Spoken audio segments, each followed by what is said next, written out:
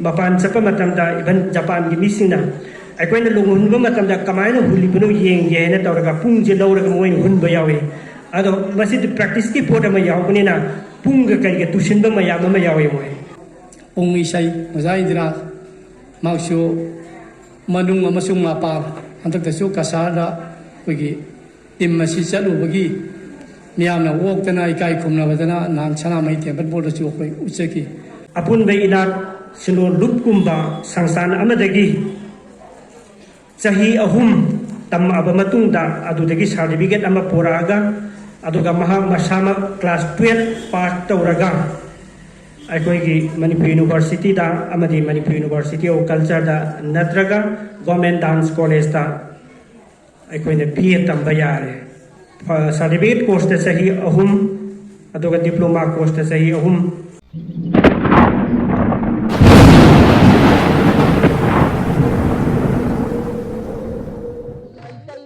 Nimintara mangani chukna chathalak pa apun bai na chilolo ilong chajing mamang lekai amadi lain thosana mai temple board impal ani na puna chathalak pa asi lushanda closing nimita sida aikoina thajaru bada harau harau ya biraklan ling biraklaba masih chief guest maikam thoiba singha head of department dance and music Manipur University Oja Sina atoi mitung oina lingbir aktamadi magi pokam langal election bina bagdamakta nuno na koksin jari ani subo oina guest of honor lingbir akba ikai kunna jari ba janam Nabachandra Maitei vice president laidau sana mai temple board ain khongbal gi oja sisu kogi pokam langal election bina koksin jari lenana masigi mayai tangbal oina phamigadaba Presiden ki pemandang pembigadaba Maipam Joy Kumar Singha Presiden apun baina silolupki yamba sina bagi presiden ki pemandang da lengsin bigani aduga makha taba program tu ekoi hongan aba sin sajagi ikai kumari basingna pemandang lengsin bigi bugalona na ekoi nasigi lengbir libasing asida ikai kumu utboina koi lengyan pisi yambina ba lungna nisinjari Lingbir pasang ikai kuno ucap oina koi dengan pesi yang pikir pematungda function nasi hau yang nawi damakta maida sukat pinna bagi damakta nasi ki presiden voice of honor amadi chief guest na yang top rektor maida si sukat pinna bagi nungun nising jadi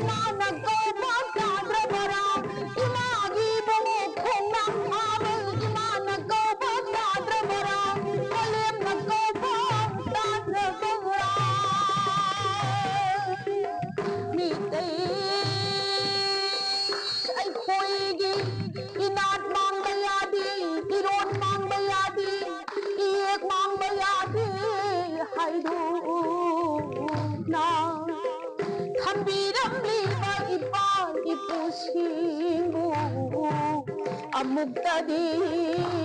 halakuni pai hansi piran madon the na khena mitagi sajam koi ngasi pangthuliba function nasi abai workshop asi training program asi joiba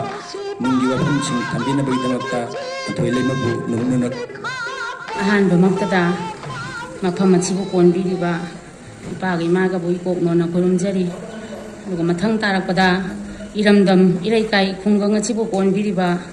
chajing lapa bora iromba ipabu ikok nona kolumjari chigaloina na ngachi ima panthoibi saitharon isaiga mari leinaba numit 15 gi training program achibo loichilapaki numit achida yawinabagidama hajaruba matamda harau harauna yabirakiba aigi oja mingoina phangacharabada maikam oja thoiba head of department dance and music Manipur University bu ikok nona khurumjabaga loinana kaikumna bochari sigi mathang tarapada apun baina chiloloki president ehaki naitai bungo Maipam Joy Kumar buchu ikok nona khurumjabaga loinana kaikumna bochari sigi makha tarapada chinja langjariba thawramachiga ngapung oina chapminariba Laning Thoksana mai temple board ki vice president mingoina panjarabada janam naba Chandra Maitaibu ikok nona khurumjabaga loinana kaikumnaba chari karigidamakta ngachi ima panthoibi saitharon isai achi aikoina training programme अच्छी तौरीबनो हाइबचिगी नुंगी ओइबा वारोन तेंतकना मियामदा थमजगे Imangi मतिक मयाइबु थागो नजुना अइकोइना छकपा सोंबा सैथाबा निंजबा अदुगुंबा थौरमचिंग अदु मपुंग फाना खंगलबा मतमतदा इछागी इपुरु इछागी जाति इछागी धर्म इरै पाकसि नुंगछिबगी इहौ अमगा लोइनाना अइकोइ मियोइबा खुनाइदा हिंबा ngomgani खनबदगी अइकोइगी अपुनबा इना छिलोलुकी अइकोइगी था तरुकी मिफम फंबा मतमदा कुपना खनजरबा मतमदा लाइनिंगथोक सनामई temple बोर्डता खोइना हाइजरबा मतमदा ओजासिंगनासु हरा हराउना याबिरक्तुना अइकोइना हारिबा नुमित 15गी training programme अच्छी छिंजबनी अचिगुंबा थौरम अचिदसु लाइनिंगथोक सनामई टेम्पल बोर्डगी अइकोइगी पुंग इछैगी ओजा थाबिरक्तुना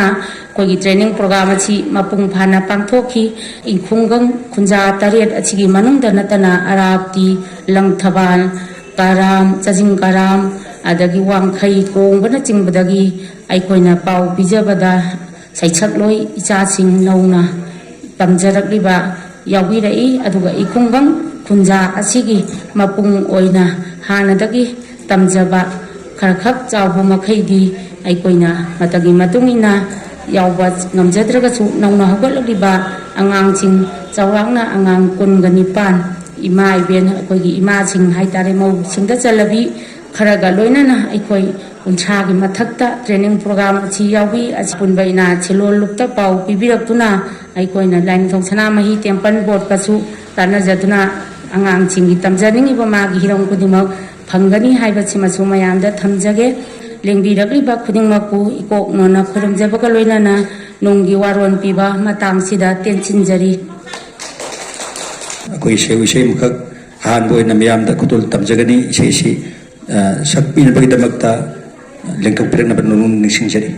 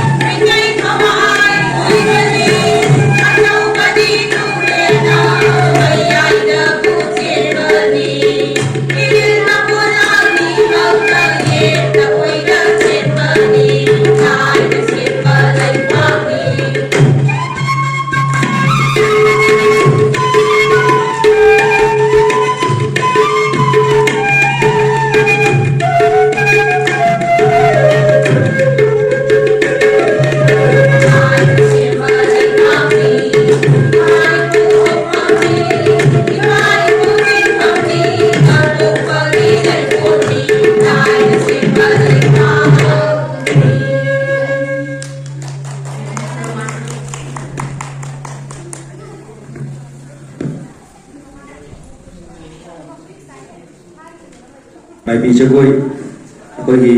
ꯊꯧꯒꯜ ꯇꯧꯅꯕꯒꯤꯗꯃꯛꯇ ꯃꯥꯏꯕꯤ ꯖꯒꯣꯏ ꯁꯥꯒꯗꯕ ꯏꯆꯥꯁꯤꯡ ꯂꯦꯡꯊꯣꯛꯄꯤꯔꯛꯅꯕ ꯅꯧꯍꯧꯅ ꯅꯤꯡꯁꯤꯡꯖꯔꯤ꯫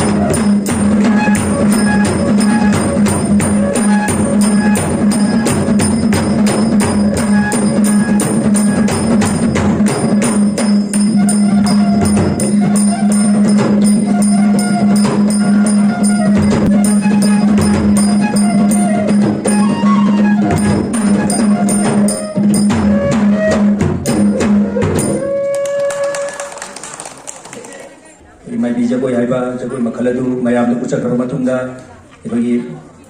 मरक थटना जगोई वाली मरक खितन थचरगा वॉइस ऑफ ऑनरना वफम खरदंग सिंजरीब निमित तरामंगानी चुप ट्रेनिंग प्रोग्राम वफम खरदंग थम्बीनब कौशनजली लाइनिंग लाइनिंग मचाना इथानी सेना कौशनजली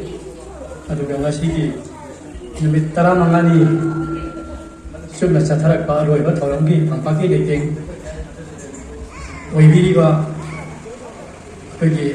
चीफ गेस्ट की पंपम लांगा लेंसुंग मैकाम head of department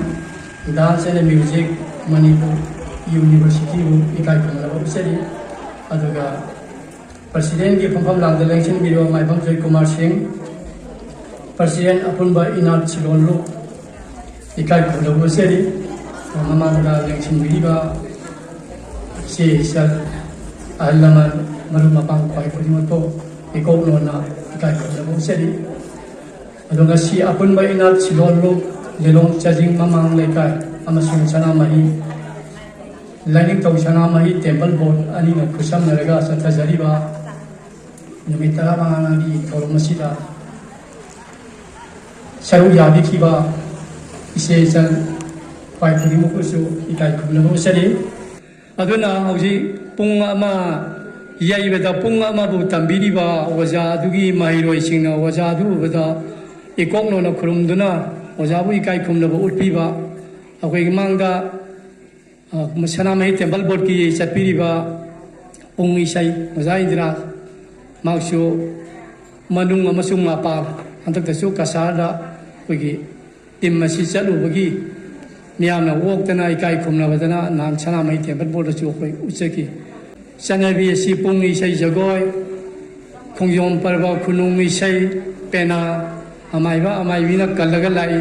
masima ai ngai leituna thagachari adonga sigidi mana yen thokpagi thauramnina ehana wa yamna sang ngangdregasu mana yen thokadawa saru yakiba mahiroi mayam laibenina sana mahi temple bona waja panthoi gi mafamda akoi gi khitang ngamjaba khudol amtang papali singmanga gi senthom amtang waja panthoi da sinajage masi yamayam daba thidana waja panthoi na loksen biu mafam asidagi sakang se certificate phangbi daba ise sel singna akoi de panthoi bi gi thorom mera gi noma pan madigi hawragani mera gi noma pa madigi na tara ma thoi ni phamba 파워 벌써 찾아가니 아도 시우직 마파 마시다 담비키와 이시 살싱 이사카이 사나마이 tembal보다 토갈 방비와 와팜시 하야가 이 마땅 스테텐신 자가 waza ibung mingwen na panjabada maikam thoiba singha yat department dance and music Manipur University gi waza asina mu wahi mga tratang thabina ba nuruna na kausan jari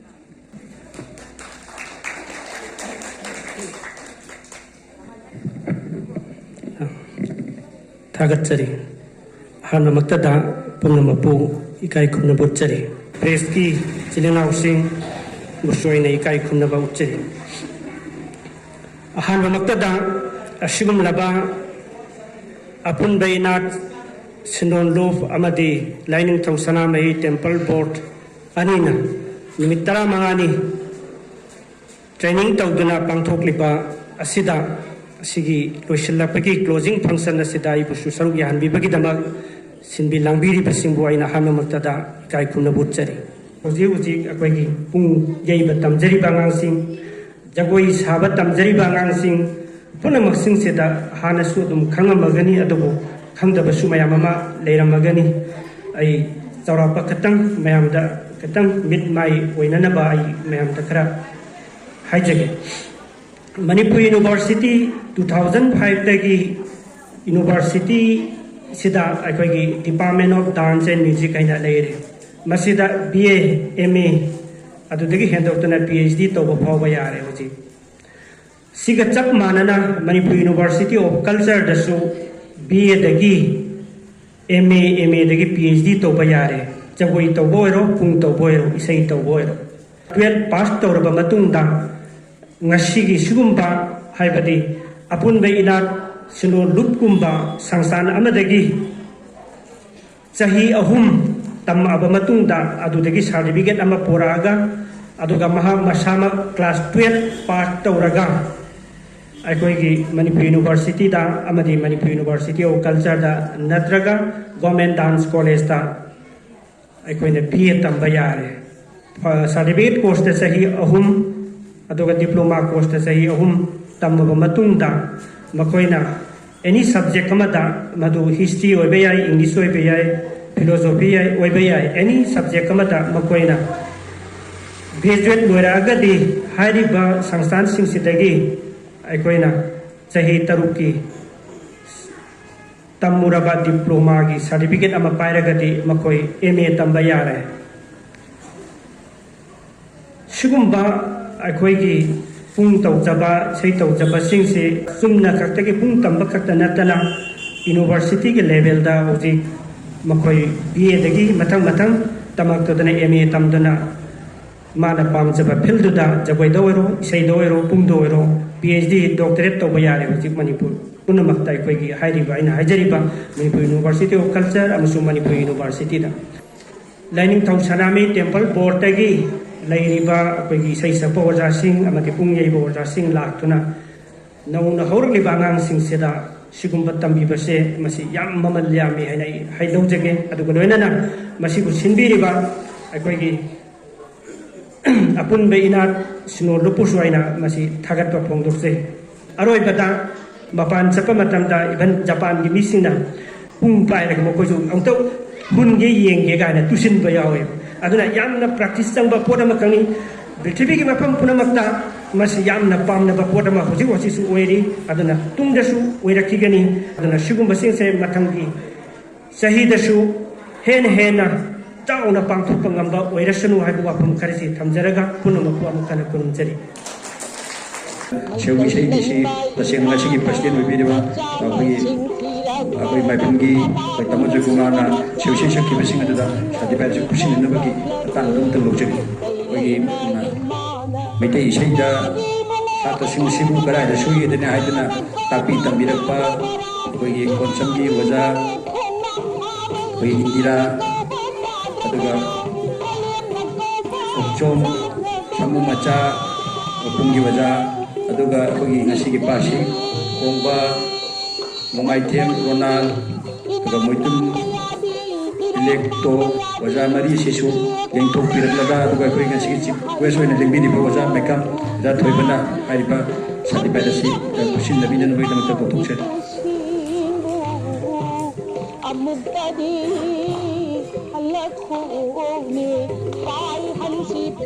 Thank you very much. Aduga loinana akoigi masigi mabi jagoi sakiba isasing aduda masigi guest of honor na ningoina panjarabada janam ojana kachandrana angangsing sida sadipaidasi kusinna nabidamata pupukchari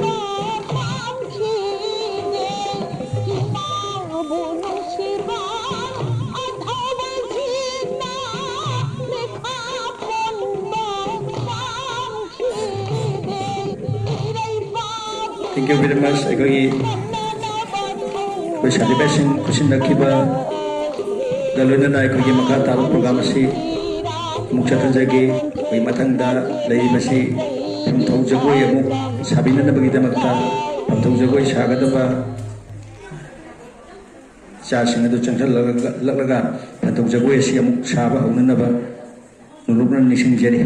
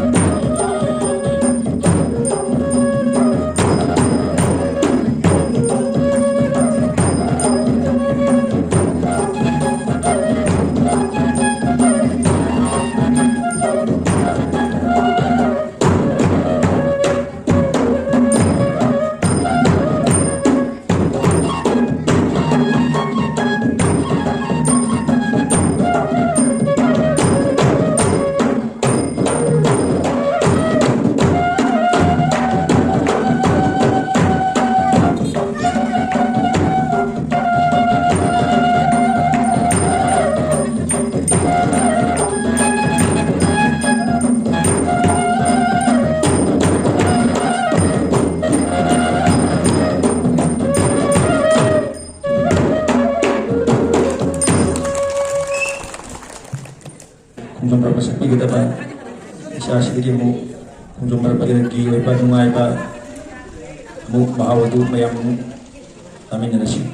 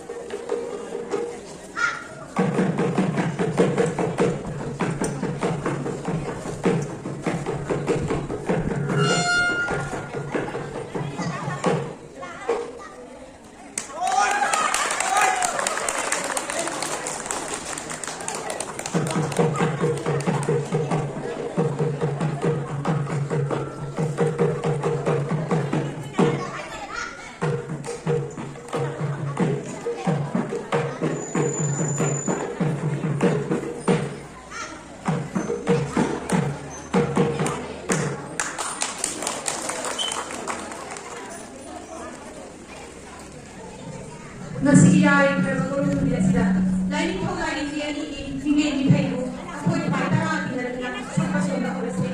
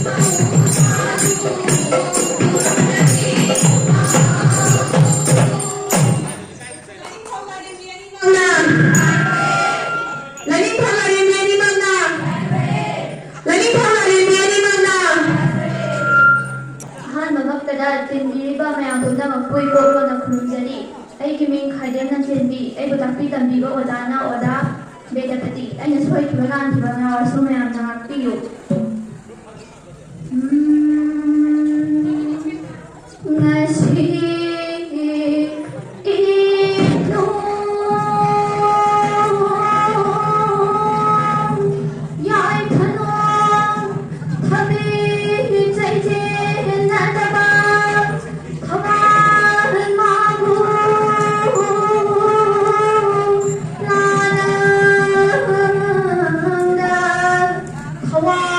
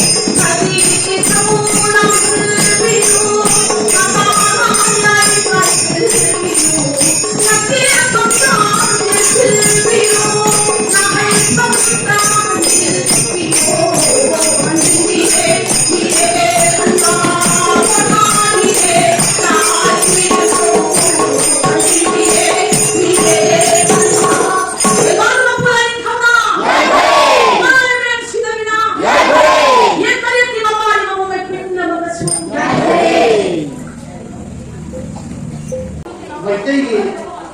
ꯏꯅꯥꯛꯀ ꯁꯥꯒꯣꯟꯅꯗꯨꯅ ꯂꯩꯔꯤꯕ ꯑꯃꯗꯤ ꯂꯩꯒꯗꯕ ꯊꯧꯔꯝ ꯀꯌꯥ ꯄꯣꯛꯄꯗꯒꯤ ꯍꯧꯅ ꯏꯄꯥꯟ ꯊꯥꯕꯗꯒꯤ ꯃꯊꯪ ꯌꯨꯝꯂꯣꯟꯕꯗꯒꯤ ꯀꯩꯒꯤ ꯃꯌꯥꯝꯁꯤꯡꯗ